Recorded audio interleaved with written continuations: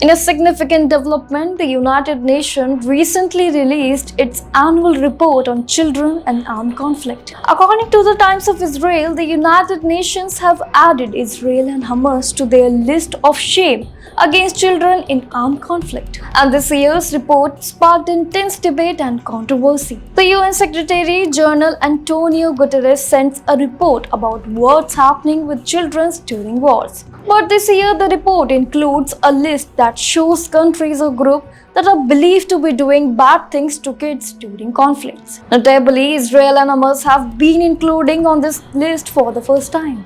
However, in the past, Israel was not typically included in the annex of report that lists parties who have not taken steps to protect children during the reporting period. After the UN released, Israel's Prime Minister Benjamin Netanyahu called the UN's decision was crazy or unrealistic. However, following the UN's report, Israel's Prime Minister Benjamin Netanyahu saying the UN has put itself on the backlist of history today when it joined the supporters of the Hamas murderers. The IDF is the most moral army in the world, and no delegational decision by the UN will change that. Well, this new information adds to the discussion about Israelis' military actions and the conflict between Palestinians and Israelis. So what are your thoughts on the UN's decision? Do you think Israeli deserve to be on the list of shame? Do let us know in the comments below, and do follow India.com for more such news.